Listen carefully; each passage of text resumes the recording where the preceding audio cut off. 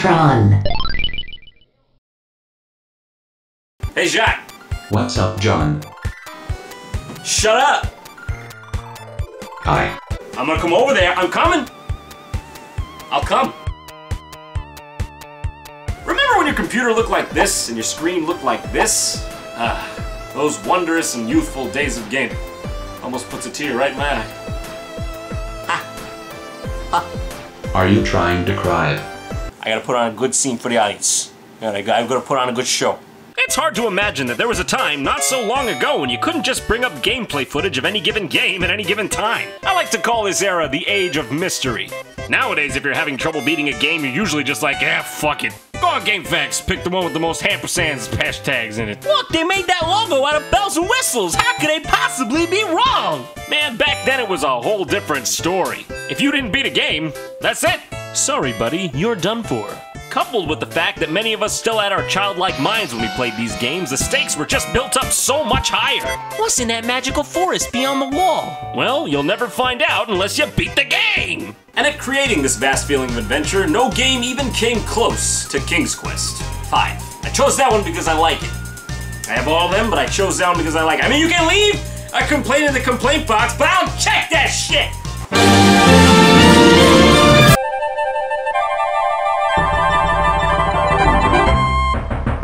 Quest V. Absence makes the heart go yonder. How dare you say that to me? So the game starts off with a wizard literally stealing a castle by using his magic. No, that is literally, word for word, how it begins. That is the beginning of the game. Well, the king of said castle appears to be blissfully unaware of the event, seeing as he's just, picking flowers, moseying along, just taking his time, just taking his sweet time. Can you please, I have a place to be? So after about 3 or 4 centuries of sauntering, our hero meets face to face with the unfortunate news. He's like, what? What has happened? I do not know, fine sir. Oh, I know what happened to your castle. I saw it all. Yes, I did. You did? Well then, what happened? Yeah. What? So Hoots here explains to you that it was the work of the evil wizard Mordak that caused King Graham's castle to vanish. Oh, that's King Graham, by the way. And that you should go back with him to the land of the MacGuffins. Now that all sounds good and fine, except...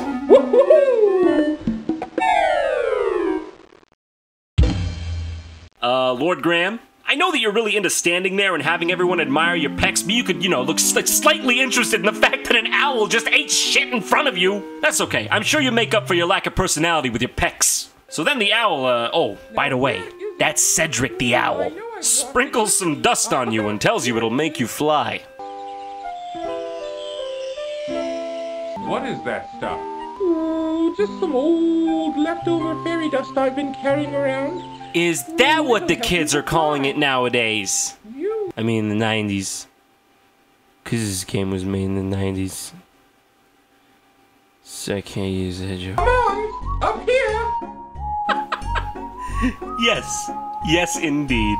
As gracefully as the beautiful black swan. How could it possibly be so stupid and so magical all at the same time? Surely, we will never know. I mean, have you goddamn seen this guy?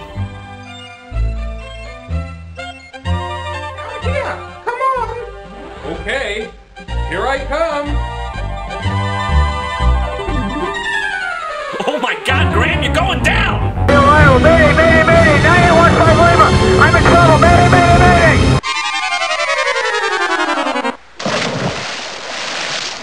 Ooh, looks like the fairy dust just wore off.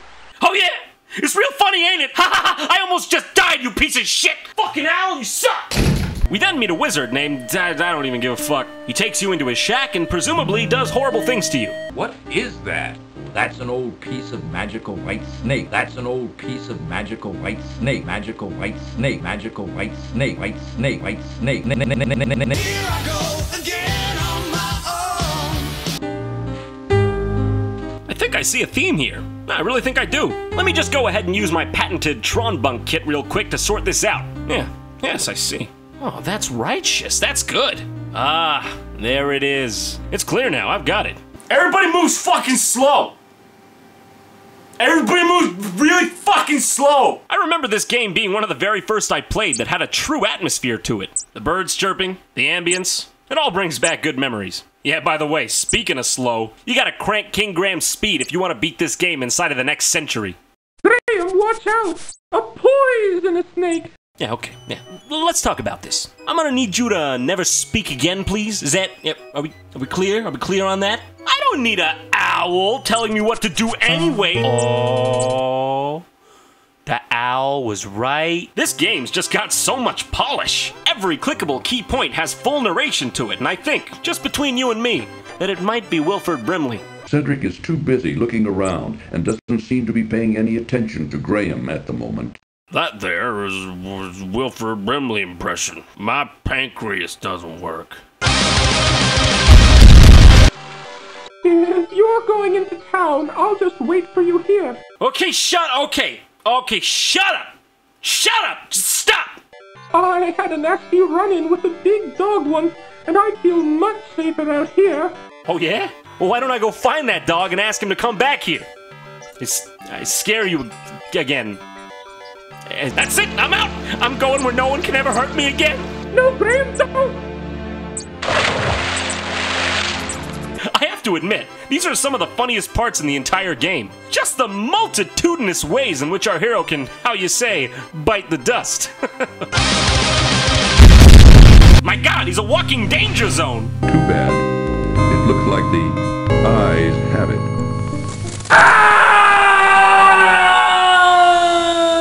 Everything wants his head on a silver platter. The snake, the river, the desert, bandits, Middle Eastern nomads, greed. Greed itself wants King Graham. Cheer up, Graham. At least you can practice your game of tiddlywinks. Hey, fuck you, man. Hilariously enough, even as morbid as some of these deaths are, the narrator finds it in himself to recite you a pun about each one of them. Dying for a drink, Graham? Whoa. He who speaks with forked tongue should never be trusted. Blatant racism. Never trust a bad guy, Graham. Oh, now that's some insight. You got a gift. You're a funny man, narrator. Look, I don't even care. Let's go see what a bear has to say. Oh, okay. Look, there's no beating around the bush here. That bear just straight up decked me in the face. Just look at his stance. He's got the eyes of Muhammad Ali. And a butt of B. Arthur. I don't really know where to go in this game. I remember when I was a kid, it was just like, oh, hey, look, I found the fish. Do you want the fish? Do you want the fish? Just one silver coin each, but take your time. Well, maybe if you weren't so picky all the time, you could sell a goddamn pie once in a while. I'm taking my business to the shoe place who's out of shoes. But we don't have any shoes to sell you right now. I'm sorry, is it Christmas in here? I can't tell. I don't know what the fuck to do. Okay, look at me. Do I look like somebody who would know what the fuck to do? I just want to remind you, you're looking at the same guy who gave up on level 2 of Monster Bash. Phew! This is a hard work. I think you all know what time it is.